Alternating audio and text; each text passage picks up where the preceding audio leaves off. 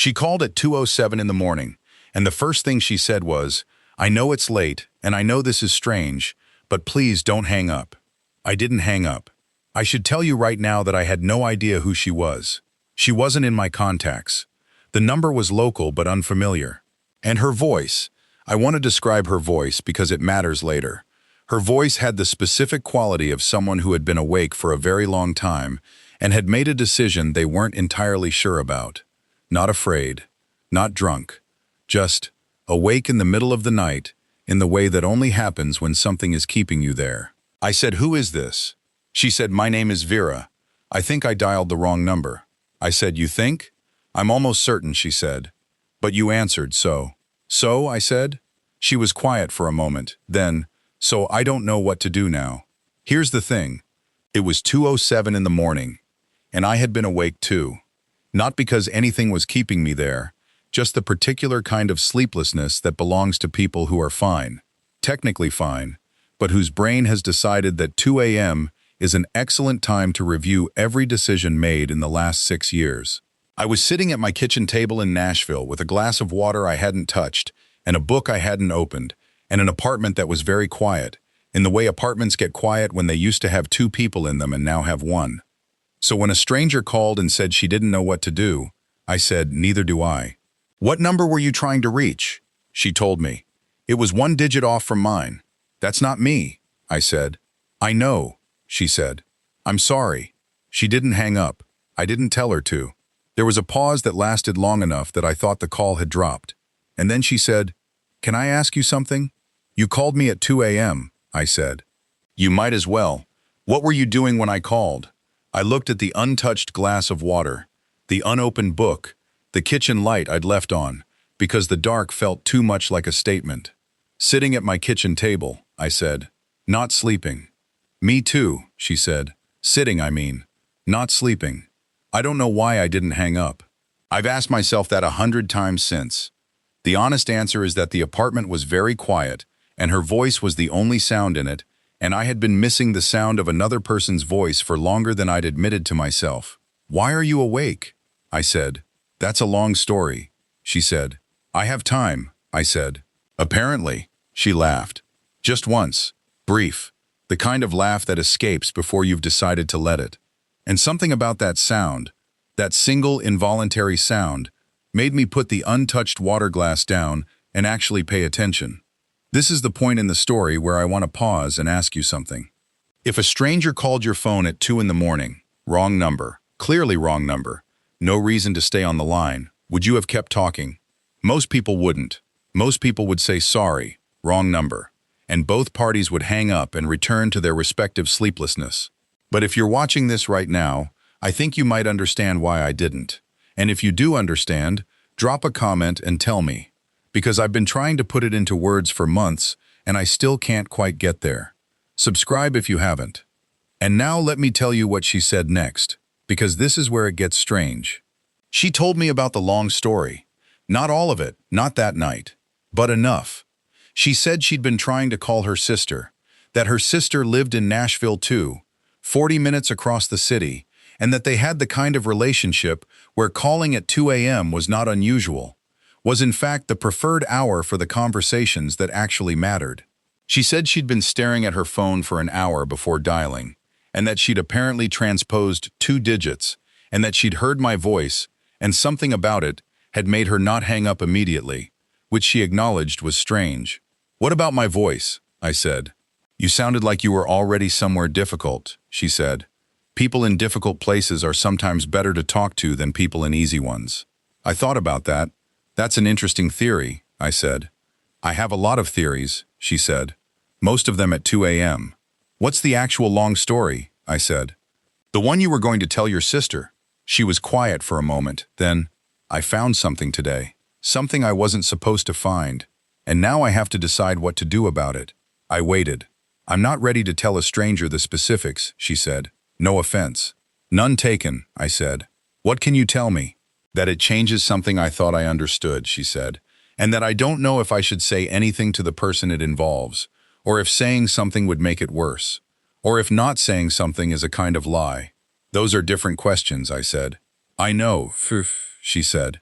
That's the problem. I keep trying to answer one and running into the other too. We talked for 40 minutes. Not about what she'd found. She never told me that night. We talked around it. I told her about the apartment and how it was quiet. She didn't ask why. She just said she understood that kind of quiet, which was the right response. She told me she worked in architecture, that she designed buildings for other people to have their lives in, and that she'd been doing it for 6 years, and loved it, and also sometimes sat in the buildings she'd designed and thought about all the conversations happening inside walls she'd drawn and felt something she couldn't name. I told her I was a high school history teacher.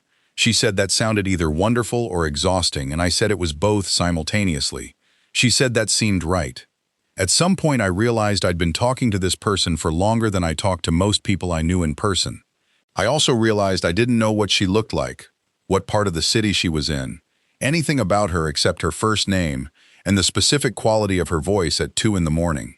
It was the strangest kind of intimacy, the kind that can only exist in the dark with a stranger, where nothing about how you present yourself in the world can interfere with what you're actually saying. "I should let you sleep," she said, eventually. "I wasn't sleeping," I said. "You might if I hang up," she said. "Maybe," I said. "What are you going to do?" "About the thing you found." Another pause. "I'm going to sleep on it," she said, "and see how it looks in the morning." "That's wise," I said. "Or cowardly," she said. "Hard to tell the difference at this hour." I thought about that. "Call your sister tomorrow," I said. "The right number." "I will," she said. "And whatever it is," I said, "I think you already know what you're going to do. I think you've known since you found it. You're just giving yourself permission." Silence. Then, "That's a very specific thing to say to someone you don't know." "You called me at 2 a.m., I said. "I'm working with what I have." She laughed again. Less brief this time. "Good night. Wrong number," she said. "Good night," I said. She hung up. I sat at the kitchen table for another 10 minutes, and then, for the first time in several weeks, I actually slept. I thought about her the next day. Not obsessively, I want to be clear about that, but the way you think about a piece of music you heard once in an unfamiliar place, something that arrived in an unexpected hour and then was gone. I thought about the things she'd found, the things she wouldn't tell me. I thought about her theory about people in difficult places being better to talk to. I thought about the single involuntary laugh. I did not think she would call again. There was no reason she would call again. She had the right number for her sister, and the conversation we'd had existed in that specific middle-of-the-night category of things that happen once and don't repeat. The category where you tell the story later, and people say that's strange, and you say yes, it was, and that's the end of it. She called again the following Tuesday, 7:43 in the evening this time, not 2 a.m. My phone showed the same number, and I stood in my kitchen and looked at it for 3 rings before I answered. "Wrong number again?" I said. "No," she said. "Right number. Different question." I sat down. "Okay," I said. "Did you sleep?" she said. "After we talked, did you actually sleep?"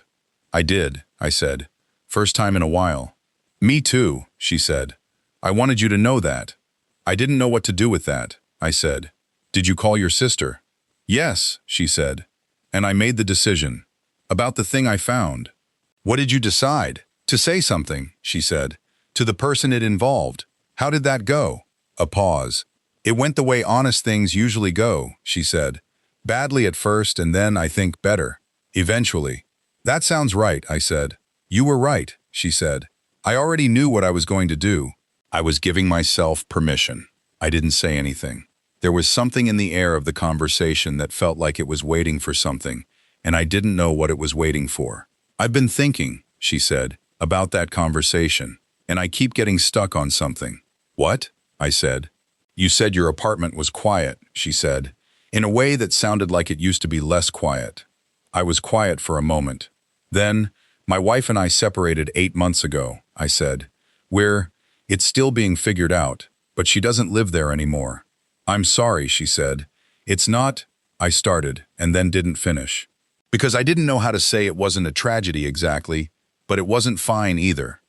That it was the kind of loss that doesn't announce itself clearly, that just accumulates, that makes apartments quiet in a way you don't notice until you're sitting at a kitchen table at 2 a.m.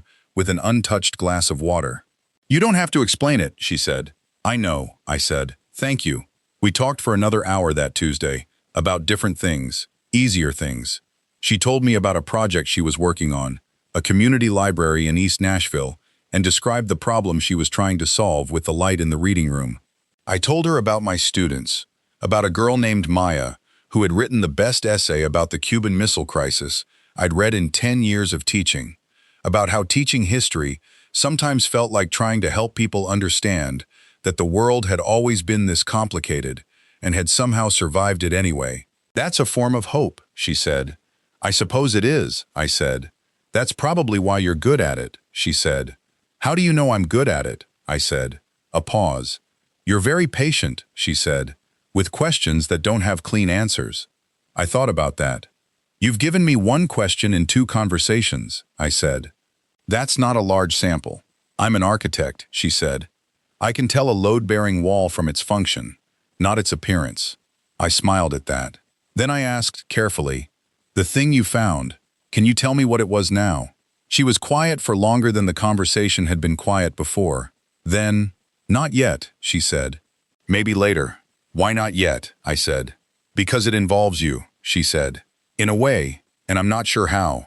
I heard that sentence, and then I heard it again in my head, and I didn't understand it, and I said, I don't know what that means. I know, she said. That's the part I'm still working out. She said goodnight. She hung up. And I sat in the quiet apartment with a sentence I couldn't decode. It involves you in a way, and I'm not sure how. What did she find? Who was she? Those 2 questions were waiting for me every morning when I woke up for the next 2 weeks, and they grew sharper and more insistent, rather than fading, which is the nature of questions that have something real inside them. I didn't call the number back. I didn't know if that was appropriate, and I found that I cared about appropriate, which surprised me. I was a man whose marriage was dissolving and whose apartment was quiet, and who had somehow started caring about being appropriate to a stranger who called the wrong number. She called again 3 weeks after the Tuesday call, Sunday evening. The sun had just gone down, and I was grading papers by the window, and my phone lit up with the number I'd been looking at every few days since the last call. Hi, she said. Hi, I said. I've been trying to figure out how to say this, she said. I've been trying to figure out what this is, I said. Fair, she said. I'm going to say it, and it's going to sound strange, and I need you to not hang up. You said that the first time, I said.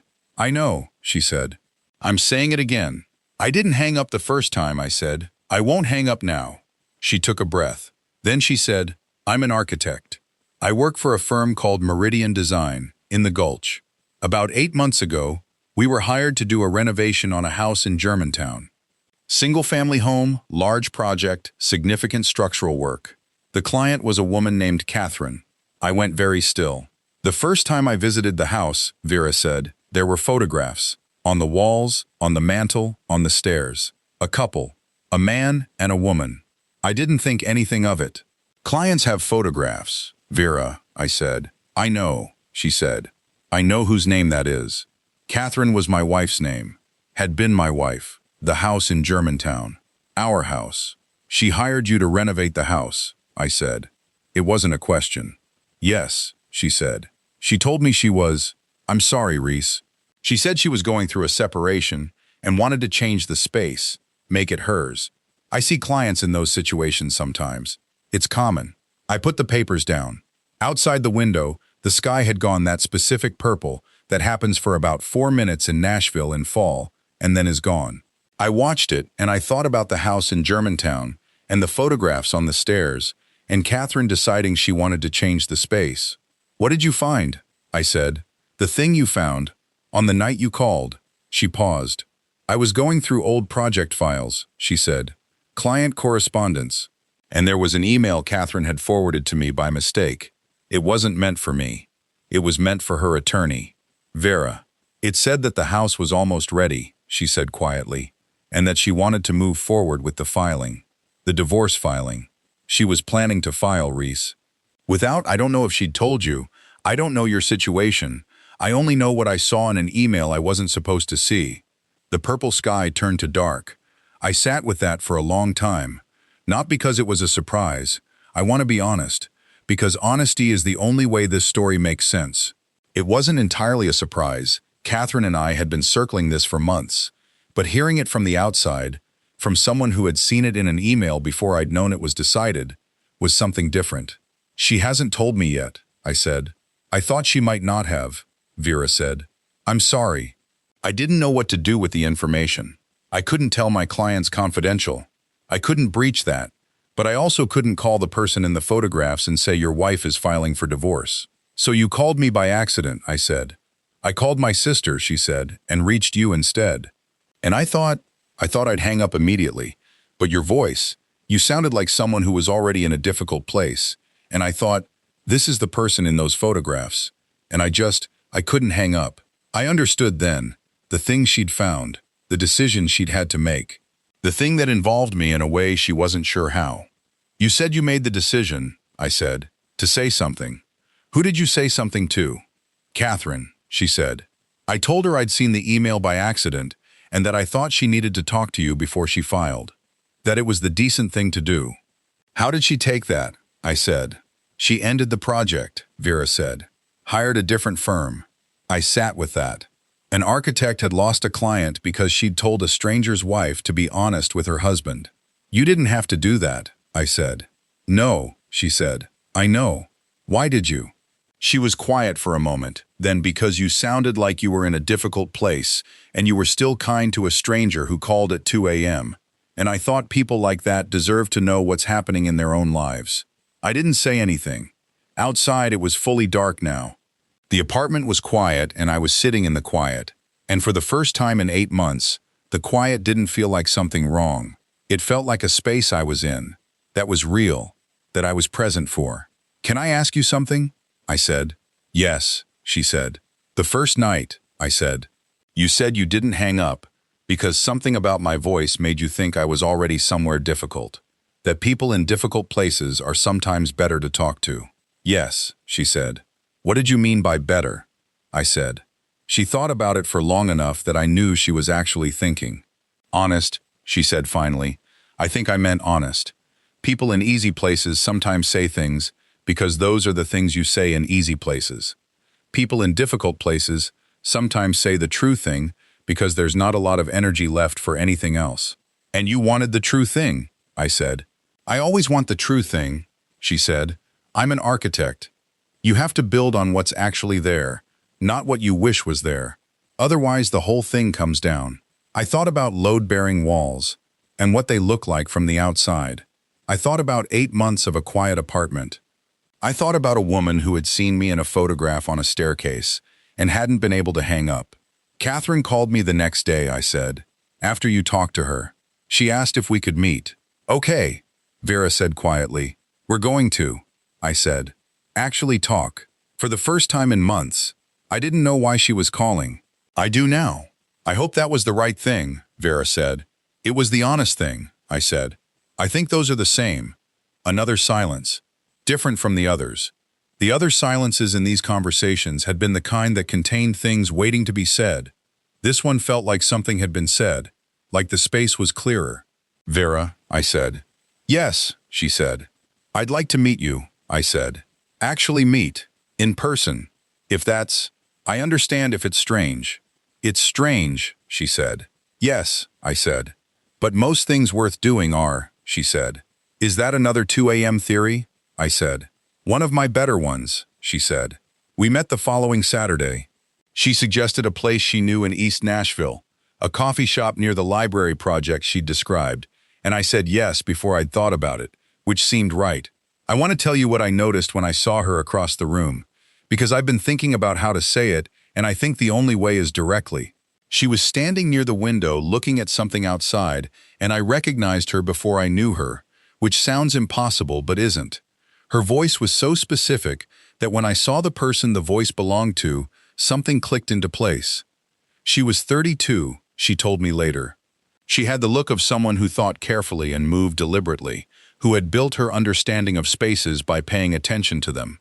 She turned and saw me, and we looked at each other for a moment, the way you look at someone you've been talking to in the dark. "Hi," she said. "Hi," I said. "This is strange," she said. "Yes," I said. "But you're here," she said. I'm here, I said. We sat down. We ordered coffee. We talked for 3 hours, and the conversation was different from the phone calls, more visible, more self-conscious at first, with the specific awkwardness of two people who know things about each other that strangers don't usually know. But underneath the awkwardness, the thing that had been there from the first wrong number call was still there. The honesty, the particular quality of two people who had been in difficult places and had chosen, both of them, to say the true thing rather than the easy one. At some point she told me about the project. The library, the light problem in the reading room. She described the solution she'd arrived at, a series of high windows on the north side that would capture the most consistent light, never direct sunlight, the kind of light that doesn't change hour to hour and that readers can settle into. I told her about Maya's essay, about the Cuban Missile Crisis, and how 13 days of catastrophe had somehow not become catastrophe, and how that was the thing about history that kept mattering. It survived, she said. It keeps surviving, I said. That's the thing I try to teach. Not that nothing goes wrong. That things go wrong and people make difficult decisions, and somehow it survives. She looked at me. That's what you were doing at 2 a.m., she said. The night I called. Trying to believe that, I said. And now, she said. I thought about Catherine and the meeting we'd agreed to have. About the house in Germantown that she was going to make hers. About the apartment that was quiet and had been quiet for 8 months, and that I realized, going to be okay in. I think I still believe it, I said. More than I did. She smiled. The first time I'd seen her smile in person, different from the laugh on the phone but recognizably from the same person. Good, she said. We walked out together afterward into a Nashville afternoon that was doing what Nashville does in October. Something with the light that makes everything feel slightly more significant than it is. She had a project to get back to. I had papers to grade. We stood on the sidewalk and said we'd do this again, which was the first time either of us had said something future tense about the other. And then we went in our respective directions. I called my sister that night. My actual sister. Right number, first ring. She answered, and I said, I need to tell you something strange. And I told her about the wrong number and what it had turned into, and my sister said nothing for a moment, and then said, Rhys, you sat at your kitchen table at 2 a.m., and a stranger called, and you kept talking to her for 40 minutes. Yes, I said. And she turned out to know something about your life, she said. Yes, I said. And you met her, she said. Today, I said. She was quiet for a moment. Rhys, she said. I know, I said. That's the strangest love story I've ever heard, she said. It's not a love story, I said. It's a start. Maybe. I don't know what it is yet. That's still a love story, she said. They all start somewhere strange. I've been thinking about what she said, about starts and strangeness, and what a love story is, before it becomes a love story. About a woman who called the wrong number at 2 in the morning, and stayed on the line and somehow, in the specific quiet of a difficult night, said the honest thing to a stranger she'd never met. About the theory that people in difficult places are sometimes better to talk to. About load-bearing walls and what you have to build on what's actually there. Catherine and I talked. It was one of the more honest conversations we'd had in the last year of our marriage, which is perhaps what it took. A stranger's intervention, an email seen by accident, someone choosing to say the true thing over the easy one. We're filing. It's mutual. It's going to be okay the way these things are okay. Not easily, but actually. And Vera and I have had coffee twice since the Saturday in October. We talk about the library and the light problem and my students. We talk around the edges of whatever this is becoming, which is what you do when something is still arriving and you don't want to name it before you understand it. Last Tuesday, she sent me a text at 7 in the evening. Not a call, just the reading room light problem is solved. I looked at it for a while, and then I typed back, tell me about it. And she did, in a long, detailed message about high windows and consistent northern light and the specific quality of a space where people can settle in. And I read it twice and thought about an apartment that used to be too quiet and a phone that rang at 2:07 in the morning and a voice I kept talking to for reasons I couldn't entirely explain. I'm still not sure what to call it. She was right. The things worth doing are usually strange, And the honest things usually go badly at first, and then better. Eventually. I think we're at the eventually part. Or maybe we're still at the beginning. Maybe this is one of those stories where you can't see the shape of it while you're inside it. Maybe I'll know what to call it later. But here's what I know now. She called the wrong number. She didn't hang up. She chose the honest thing 3 separate times. When she stayed on the line. When she told Catherine to talk to me. When she agreed to meet a stranger who knew her only by her voice in the dark. That's a load-bearing thing. Whatever gets built on it, that holds. I answered at 2:07 in the morning because the apartment was quiet and I was tired of sitting in the quiet alone, and a stranger asked me not to hang up, and I didn't. That's where it started. I don't know where it ends. I'm not in a hurry to find out. I want to tell you the part I left out. Not because I forgot it, but because it took me a while to understand how it fit. The second Tuesday she called, the 7:43 in the evening call, she said something near the end that I've been turning over ever since. She said, "I've been an architect for 6 years, and I've walked into a lot of spaces, and the first thing I always do is figure out what the space is trying to be. Not what the client wants it to be, what it's actually trying to be. Because sometimes those are different things." I said, "What does it look like when they're different?" She said, "The space feels wrong. Not obviously wrong. You can't always put your finger on it. It just doesn't settle. Like something is being asked of it that it wasn't built for." I said, "And when they're the same? Then it holds," she said. "Whatever weight you put on it." I thought about that conversation for weeks before I understood it. Not as a metaphor. She wasn't speaking in metaphors. Vera doesn't do that. She was describing her work. But I kept thinking about it in the context of the apartment, and Catherine and 8 months of quiet, and what I was being asked to be during those months, versus what I actually was. The difference between those things. The not settling. The apartment is still quiet. I want to be honest about that. Catherine and I are in the process of what those things look like in process. Careful, sometimes painful, mostly respectful. I grade papers at the kitchen table, and I sleep most nights now, and the quiet is a different kind of quiet than it was. Less like something missing, more like space. I told Vera this on our second coffee.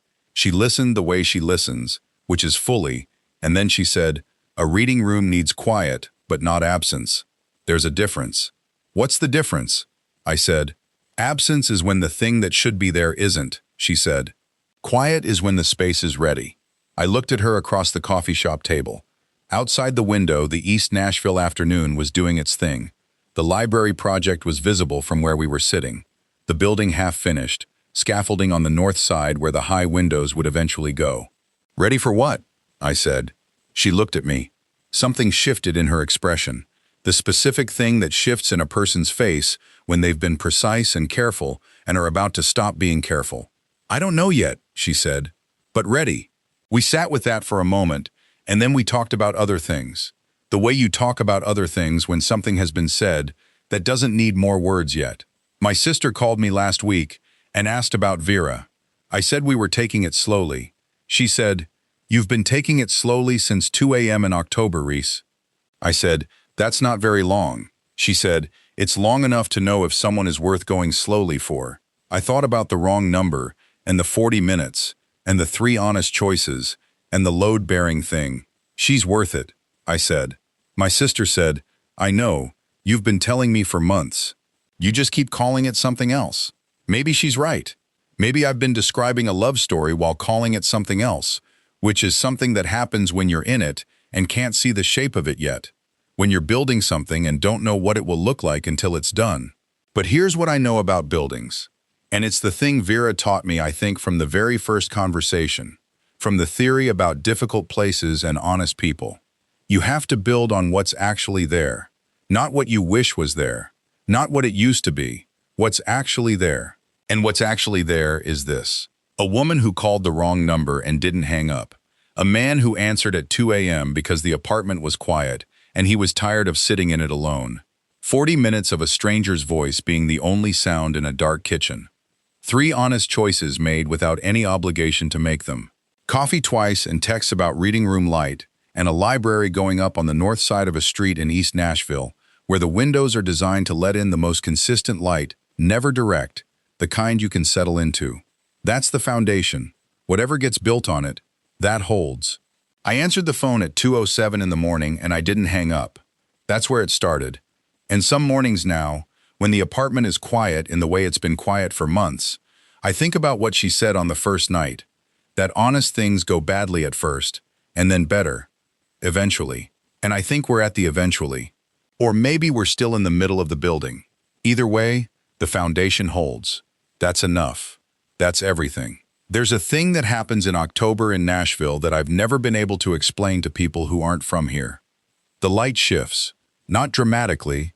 It's not dramatic. It's subtle. It gets lower and more golden, and the shadows get longer, and everything takes on a quality that makes the ordinary feel slightly weighted, slightly more itself. It's the kind of light that makes you aware of where you are. I noticed it for the first time in years. Actually noticed it, not just moved through it. On the Saturday, I met Vera in person. Walking out of the coffee shop, the afternoon doing its October thing, and I was aware of the street and the light and the fact that I was present for it. Not processing it. Present. I've been thinking about presence a lot lately. About the difference between being in a place and actually being there. About how easy it is to move through your own life at a slight remove, managing it rather than inhabiting it, until something happens. A wrong number, a voice in the dark, a stranger who sees your photograph on a staircase and can't hang up. That puts you back inside it. I don't know if I believe in accidental things. I teach history. I know how easy it is to see patterns in retrospect that weren't visible in the moment. I know how many wrong numbers get dialed every night, and how many of them are just wrong numbers. How many never become anything. I know that this particular story depended on a specific sequence of coincidences. A misdialed number, an unanswered call to a sister, a photograph on a staircase, an email sent by mistake, that are much more likely to have led to nothing than to this. But they led to this.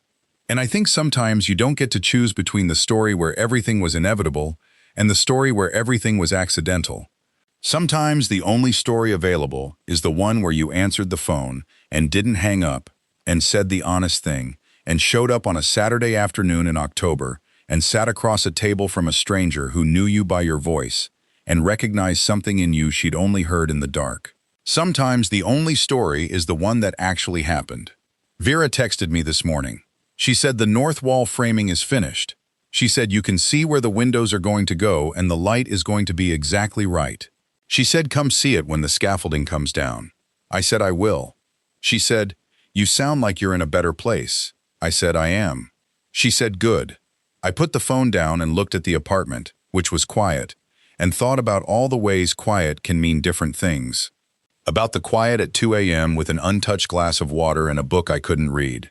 About the quiet now, which is the same silence in the same room and is completely different. Ready, she'd said. The space is ready. I think that's right. I think I am too.